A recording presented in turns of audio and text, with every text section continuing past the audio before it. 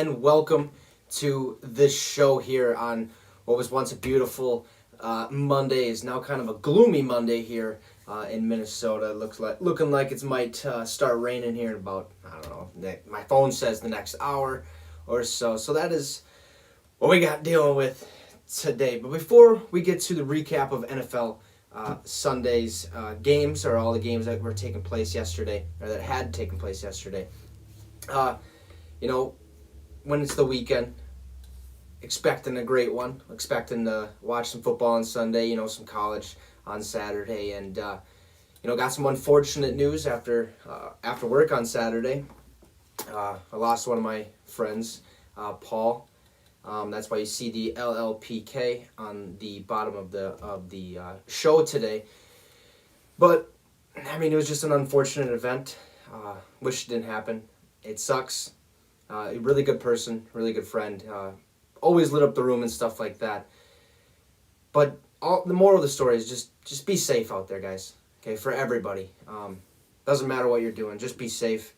This sucks. It took a big toll on a lot of people. He will be missed. So rest easy, Paul. Until we meet again. At this time, I want to have a quick moment of silence for my buddy Paul.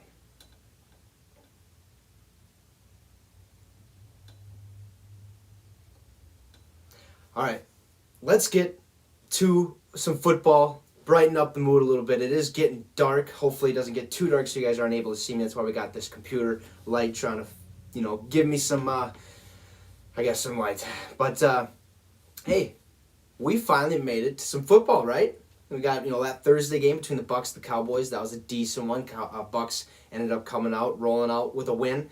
And then yesterday, Sunday, a whole day where you could just sit down, relax, watch football from noon till basically, I think it was like 10:30 last night, somewhere around there. So, just an awesome day, especially if you're a football fan in general like I am. It was awesome, great day. I think I watched 7 or 8 games yesterday.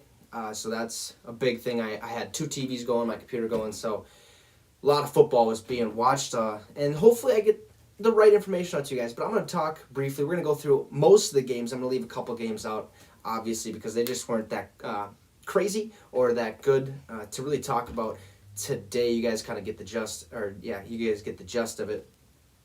And I just noticed right there, I nailed that. That's fucking awesome. Hopefully Y4 is watching, because I got that. Hopefully you caught that. But let's get started, shall we?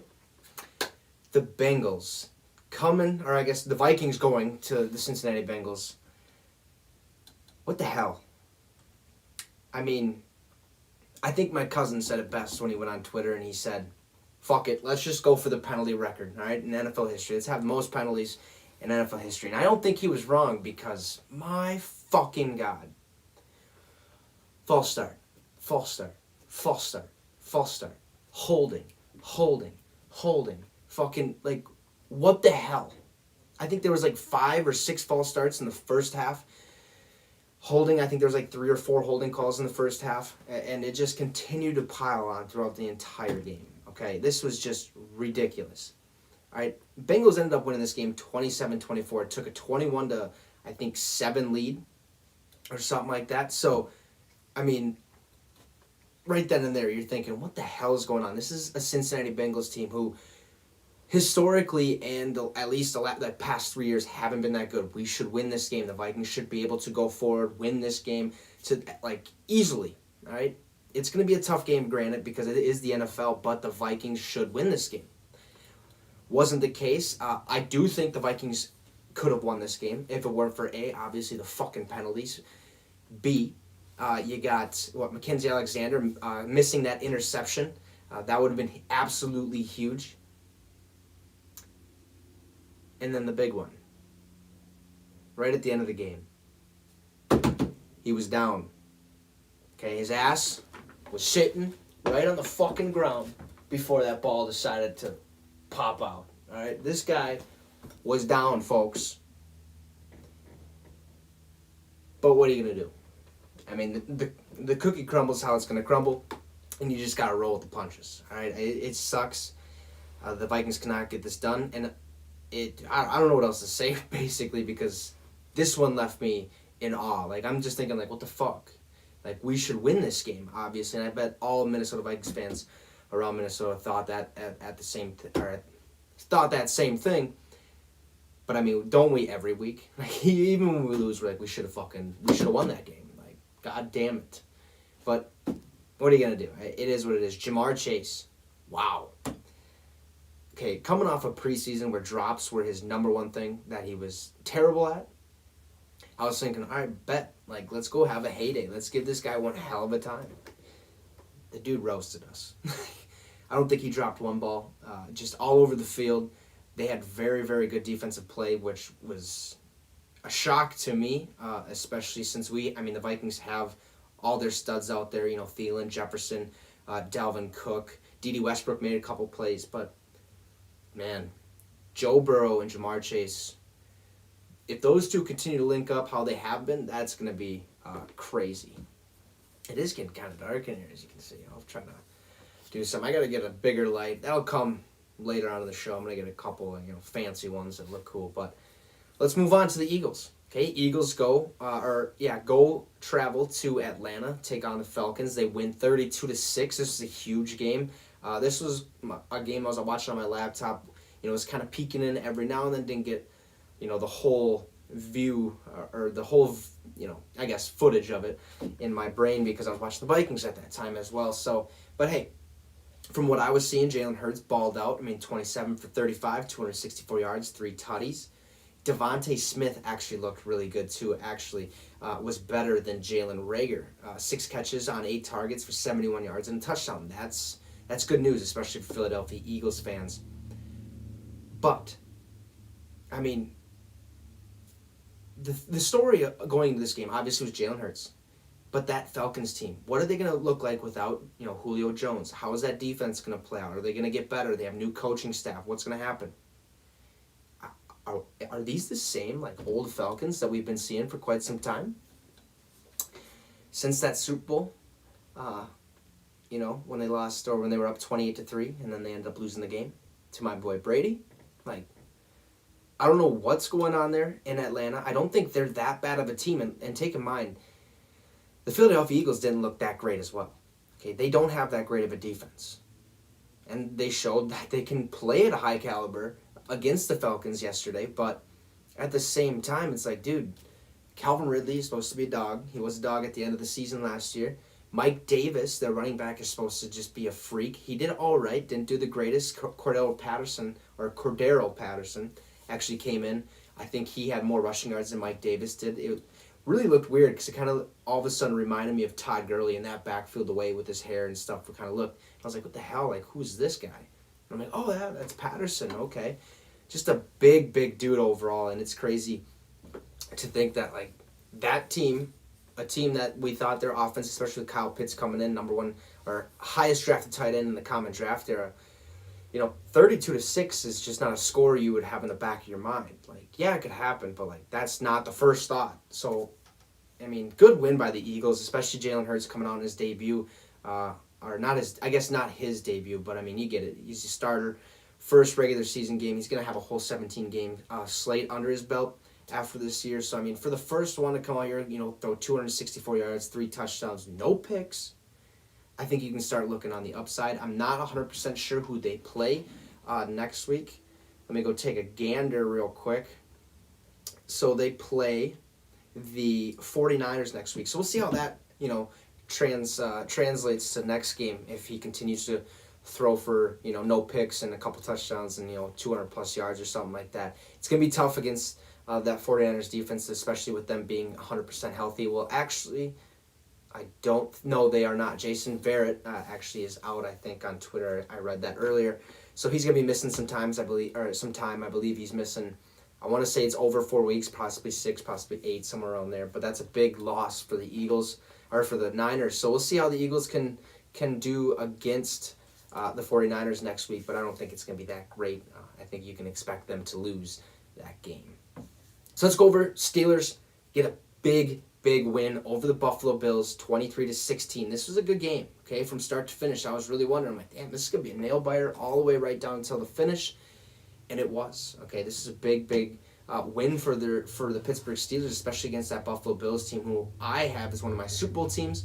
And basically, you've seen what the Bills did that last preseason game, okay? Josh Allen came out there just slinging the ball left and right, looked really good, moving that offense downfield.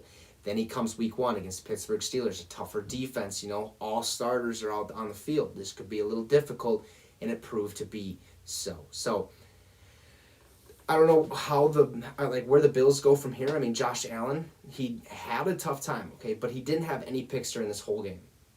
But the big thing that won the Steelers this game was quarterback pressures, and I believe they had like a total, I want to say, of like 16 or something like that, and Cameron Hayward had 10 of those quarterback pressures. I believe TJ Watt had 5 of those quarterback pressures, and I think Melvin Ingram had the other one. But Cameron Hayward, ridiculous, okay? 10 quarterback pressures, 4 tackles, 1 sack, 2 pass deflections, 1 forced fumble. Okay, TJ Watt, 5 quarterback pressures, 3 tackles, 2 sacks, 1 forced fumble. Huge game. Then you look at Minkah Fitzpatrick. I believe the dude had, I think it was 5 or 6 tackles, but he was flying around. Okay, he was literally around every single play as it was being made. I mean, just constantly. This was huge for the Steelers defense to see. I believe he is a safety, so you want to see that hybrid come out of him and see if he can both cover in the man, in the zone. He can fly around, cover where he needs to be, and just make plays, and that's what he did. Okay, the Steelers made a lot of plays, did a lot of things well, held Stephon Diggs to, I believe, 69 yards or something like that. So that's a big win for the Steelers, 23-16 over a playoff team like themselves. So we'll see how the Steelers go forward, especially next week. I'm not sure who their opponent is, but hey, good win over a really good team, the Buffalo Bills. Now let's go take a deeper look into the 49ers, who beat the Detroit Lions 41-33. Did not watch this game. I kind of followed along on my phone with the stats and the scoring line and stuff like that. The Lions were down 31-10 at half. Game over. That's game. You're you guys, you should know that, right? A good 49ers team who has their starters back. George Kittle, Jimmy Garoppolo is back. That whole defense is healthy except for Jason Verrett now. But 31-10 with the Niners against a bad Lions team who has a new head coach, new whole coaching staff, let alone new quarterback. I mean, that's over. That's game over at that point. Okay? And then you look, start of the fourth quarter, 38-17, the Lions were losing. Still should be fucking game over. Okay? You have a 21-point lead. 21-point lead. Okay? Game should be over. Well, the 49ers decided, you know what, fuck it. Let's have some complacency. Let's, dog it a little bit. We should win this game like they did, obviously. But they let the Lions score 16 points in that fourth quarter, where they only scored 3. And it wasn't because the Lions were doing a tremendous job, because I'm pretty sure Jeff Okudah tore his Achilles. Season ending. Done. Okay. The 49ers let the Lions come back into this game. Damn near could have beat them. If they don't get that 3 points, Lions probably have a really good shot at beating the 49ers in a game that shouldn't have been close in the first place. It should be 48-17. That's it. 48-20, something like that. Or, sorry, 38-20. Something like that, okay? Niners should definitely have not have let the Lions get into this game. But it is what it is. I mean, Jared Goff slung the ball 57 times with 38 completions, 338 yards, 3 touchdowns, and a pick. So he did really well for his Lions debut. I believe, I'm not really sure who he threw the ball to the most. I actually, no. He threw to T.J. Hawkinson the most. I think he had 95 yards and a touchdown, so that was really nice to see, especially with a tight end that last year, started to come out of his shell a little bit, but we weren't really sure if we're going to see the full, the whole, T.J. Hawkinson. We're not going to see we're not sure if we were going to see, what T.J. Hawkinson can actually do when he's, playing unbelievably, all right? And that's what we seen last night. 95 yards, a touchdown. Did really well. Niners, some unfortunate news. While losing, I guess, Jason Barrett, they also lost Raheem Mostert. And I sighed because I have him as one of my running backs in one of my leagues. And I was pumped for this guy's season. Okay, he missed all last year, I believe, with an Achilles or with an ACL injury. Coming back this year, looking to take over that starting role. Fast as shit, explosive as shit. I mean, this guy literally made that 49ers team go to the Super Bowl 2 years ago. I mean, 100%, he helped a lot in going to that Super Bowl, okay? They weren't really known to pass the ball all that much just because Raheem Mostert was their running back. He got the job done on a regular basis. But he's got, I believe, a chipped cartilage or chipped piece of bone in his knee or something like that. He's out, I think, 6 to 8 weeks, I read, or 4 to 6 weeks, something around there. So expect him for sure 6 weeks. He's out. That sucks for the Niners. No, wait, it's 8 weeks, excuse me. Just popped in my head. But you get the gist. So he's out for a while. This is big news for the Niners, but Elijah Washington, I believe, was his name. Don't want to be 100%, or don't want to be wrong at all, but he came in, did a really nice job, I believe. So let's go take a look at what he had to do.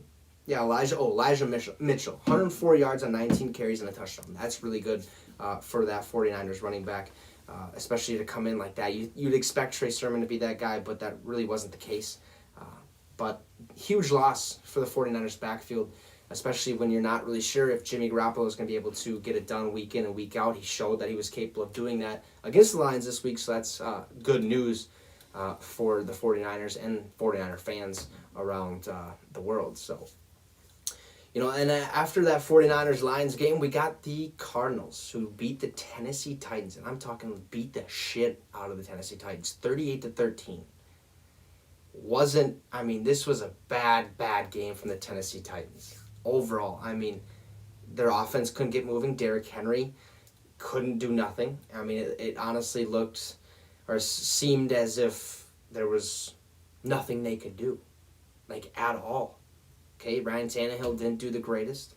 I believe he didn't throw any picks, but they still didn't do the greatest. And you're expecting the Tennessee Titans to come out here with these weapons, with the addition of Julio Jones and A.J. Brown out there. You'd think they'd be able to make some noise, score some points, but that Cardinals fucking defense, dude. I think they were a big, underdog or underrated.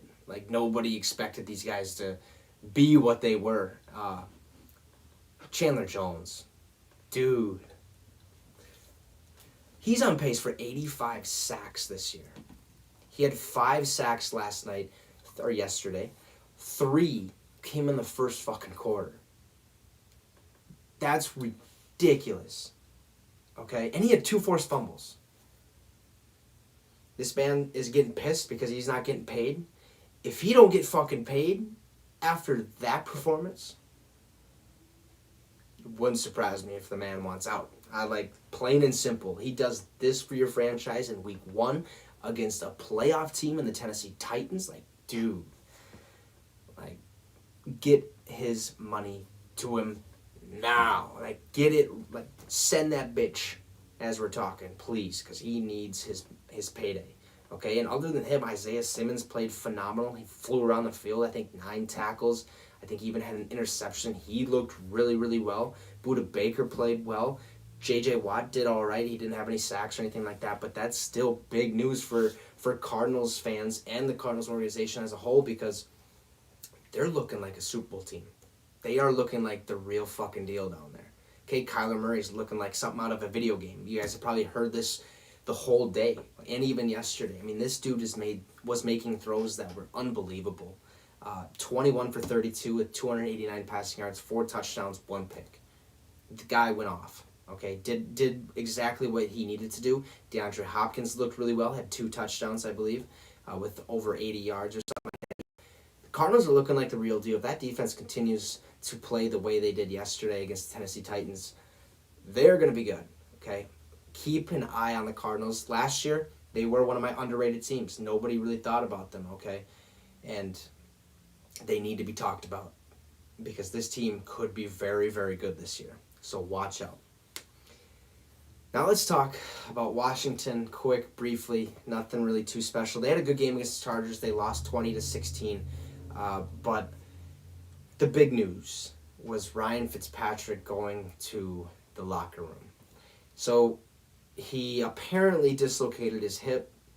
This is big news, especially for Washington fans or the Washington football team as an organization. But he is now out 6 to 8 weeks due to that dislocated hip. Or I can't remember it was a hip sub blah blah blah. I don't even know. I'm not a doctor, so I can't say it. But he's out 6 to 8 weeks. But so that means it's the Taylor Heineke show.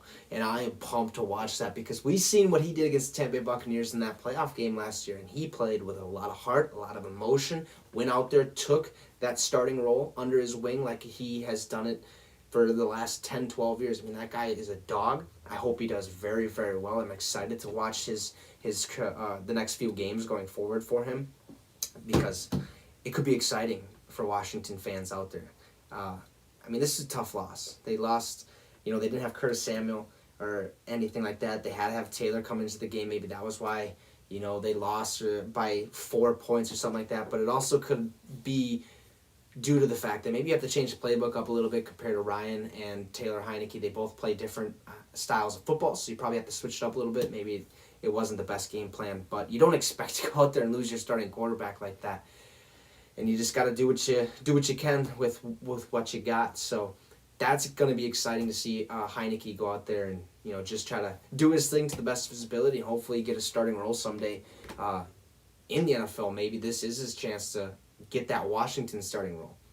I'd hold the horses on maybe them going out to go get Cam Newton or some of those quarterbacks in free agency. I just don't think that's going to happen. I think they already did get Kyle Shermer. I did see added to their practice squad. So right then and there, they're just going to stick with Heineke and roll with that, and they very well should, especially with what he was able to do against the Bucs in the playoffs last year. So let's go talk about a team that was apparently dog shit. I don't know who said that. I think it was me. But the Houston fucking Texans. Wow. Good for you guys. I understand they beat the Jaguars 37-21. But 37-21. I think they were up 31-6, 31-7, something like that. A ridiculous score. They were absolutely just literally pissing all over the fucking Jaguars. Made Trevor Lawrence's day hell. He had 3 touchdowns, 3 picks, 332 yards, so it's not bad, but he threw the ball 51 times and only completed it 28 times, so a little bit over 50% there. But the Houston Texans, without Deshaun Watson, fucking steamrolled the Jacksonville Jaguars, and Urban Meyer might be on the hot seat. Doubt it. I've seen him. He's finally trending on Twitter. It's only week 1. Give it a rest, dude. I mean, I understand they lost to the Texans, who shouldn't be good. They have no weapons whatsoever. But hey, when a team buys in and they play like that, they're dangerous. Okay, I mean, Tyrod Taylor, 21 for 33, awesome. Okay, 291 yards, 2 tutties. I believe he ran 4 times. Okay, for a total I think it was 40 yards. That's pretty good. 10 yards a rush, awesome. Okay, Brandon Cooks, their starting wide receiver, or their number 1 wide receiver, looked ridiculous. 5 catches, 132 yards, no touchdowns, but that doesn't matter. Okay, the dude was a dog, moved the ball downfield to the best of his ability so that the Texans were able to put the ball in the end zone. But dude, Trevor Lawrence, 3 picks, 3 tutties. NFL's a different game. We've seen quarterbacks come in and be absolute busts. Okay, Tim Tebow, Johnny Manziel. Who else? Jamarcus Russell. There's been busts. Ryan Leaf. Okay? I'm not saying he's going to be. He's in a tough situation. Okay, a team that's sort of rebuilding, new head coach, new brand, if you will, kind of stuff going on down there. So we'll see how he goes or does going forward. But I mean, that was a bad loss to a worse team, I think, at least in my eyes. But that running back group of the Houston Texans with Mark Ingram, Phillip Lindsay, and David Johnson, that's scary. That's something to worry about. Okay, that's 3 starting running backs in 1 backfield. Okay, that's 1 more than the Browns have with Nick Chubb and Kareem Hunt. We'll get to them now. Okay, the Browns lose to the Chiefs 29-33 after going up 22-10 at half. Okay, they should win the game. Well, I guess. Hold on. Yeah, you gotta kind of put the brakes on that. It is Patrick Mahomes. Okay, just like when you got Tom Brady back there and you leave him a minute 24 on the clock and he gives you one of those, and then looks away and walks away like that. Okay, 22-10. Okay, I mean, the Browns score right off the bat, go for two. They're up 8-0. Okay, right then and there, you're like, damn, these guys are fucking setting the goddamn tone right from the get-go. Jesus, like, this is going to be tough. Looked really, really good the whole first half. Okay, that offense looked very, very stellar. That defense was covering very well. Okay, Tyreek Hill couldn't do much. Travis Kelce wasn't doing much. But you forgot about a guy named Patrick fucking Mahomes, who's ridiculous. Now I'm only going to say this stat because it's ridiculous. After this win, Patrick Mahomes is now 11-0 in the month of September, in which he's thrown 3,637 yards, 35 touchdowns, and not a single fucking pick in the month of September. Okay? Like, holy shit. That is nuts. Since being a starting quarterback, 11-0. Okay, 11 starts in September. All right. And he hasn't lost. And he's just gone out there and absolutely balled out. I mean, that's, what, 3-4 touchdowns a game in September? Like, that's unbelievable. For the Browns, they did good. All right, they played really, really well. I just think, that defense kind of lacked, they got really complacent, I feel like. They got a good lead. They felt like they were on top, and they weren't. Okay, they have Jadeveon Clowney, Myles Garrett. That defensive line looked awesome. Okay, no shot at that at all. That was a really, really good defensive line, especially when Jadeveon Clowney and fucking Myles Garrett just, bam, just smoked Patrick Mahomes. I mean, he was sandwiched right in there. That was awesome. Okay, that defensive line, don't fuck with at all. Linebackers, corners, you got some work. Okay, granted, you are guarding one of the fastest men on the planet, Tyreek Hill. And you got Travis Kelce, who's a magician. But you got to figure it out a little bit. I mean, you guys take that 22-10 lead. You should keep that pace going. Stop getting complacent with whatever you're doing. And fucking go 100% the whole time. Like, I get it. It's probably hard. I understand. But stick to the game plan. Don't, let up at all. This is the Kansas City Chiefs, a Kansas City team who you don't know what the fuck's going to happen. Okay? They could be down fucking 21-6. 22-10. And come out of fucking nowhere, win the game 33-29, smoke their cigars, get on the bus, head home, do it again next week. This is a very scary team, especially when they can put up points like that. That was their whole message last year. Okay? Yeah, score on us. Come on, stop us a little bit. But when we fucking flip that switch, watch out. Because we're going to put up fucking 33 points, beat you by 3, and that's just how the cookie crumbles. That was a very, very good game by the Chiefs. The Browns, it's a tough one. But this Browns team, they look good. They look really, really good. They didn't have OBJ, so maybe that was the case. But they look fucking good. Nick Chubb was running all over the place. Kareem Hunt's a very, very good red zone threat. He's going to score a lot of touchdowns, I think, this year. But, man, Baker controlled that offense really, really nice. That defense got some things to clean up. But going forward, that's a really, really good team, and I have them winning their division this year. So we'll see what happens. Steelers won against the Bills. Browns did not. So I think the Steelers are right now leading their division, tied with the Bengals. They both won. So we got the Ravens to play tonight against the Raiders. So we'll get to that here in a little bit. But, after watching the Vikings lose and the Lions lose, starting looking up, all right? You're like, fuck, well, we lost, Lions lost, all right? Well, we're not the only ones. Then Green Bay decides to play at 3:25 in Jacksonville against the New Orleans Saints because, they're unable to play at the new Caesars Superdome because of Hurricane Ida when that hit. But I don't know if that last dance is happening. And if it is, what a way to fucking start it off. They lose to the Saints 38-3. Rodgers gets benched at one point. Jordan Love comes in, does his thing. But, I mean, obviously you're going to bench your starters when there's no way you're going to win the game, so that's understandable. But 38-3. This is the worst I've seen Rodgers play in quite some time. Okay? 2 picks. Last year he had 5. The year before that he had 4. The year before that I believe he had 3 or something stupid. Like, the dude doesn't throw picks. So for him to throw 2 in this game is bonkers. This dude took chances yesterday. I mean, there was one throw. This is the biggest interception where Marcus Williams actually picked him up. But Rodgers fucking was in the pocket, had some time, and just threw it all the way downfield. Missed the receiver by, I think, at least 5-6 feet. Picked off, goes the other way. He did it twice. Hey. Fuck yeah. Let's go. Huge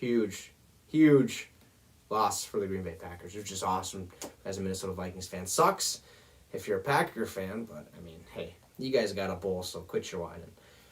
It is what it is. But Jameis fucking Winston. Okay, the stats really don't show it, but this man did enough. Did what he had to win this fucking game. 14 for 20, 148 yards, 5 tutties, no picks. 5 fucking touchdowns. Jameis fucking Winston. Now, like I said, that offense really didn't need to do much. Their defense was doing it for him, okay? Putting him in good field position constantly. Jameis Winston was just putting balls in the right area and getting the job done like he needed to. That's just the moral of the story. Without a Michael Thomas, without actually multiple players, I believe offensively and defensively, Alvin Kamara did all right. He did what he needed to. He didn't go insane by any means. But that Packers defense looked rough yesterday, and I think that secondary, okay? Friend of the show, actually probably will be on the show eventually again, maybe this coming Friday for sure on Fantasy Football Friday, is John. Okay, early in the year I think we were talking about their weaknesses. What's that weak spot of the Green Bay Packers? What are you most worried about? And he was saying, hey, like our corners, like we don't have anything there. We got Jareer Alexander, and that's basically it. Like we got Eric Stokes out of Georgia, but what is he going to do? How well is he going to play? And he played all right. He didn't do the greatest, but he made some plays, did what he needed to do. But John was right. Okay, rightfully so. I mean, that is his favorite team and a team that he wants to follow and stuff, or that he follows and stuff. So, I mean, those corners need a little bit of, a little pick me up here and there. I think they did have a pick. I think it was King, I think it was Kevin King, or something like that. So, I mean, they got some work to do. We'll see how they do it. But damn, Packers! I mean, that's a big loss. It is week 1, so nothing really to worry about altogether, ultimately, because I think they're still going to go forward and hopefully, win next week. I believe they do play. Let's go check her out here.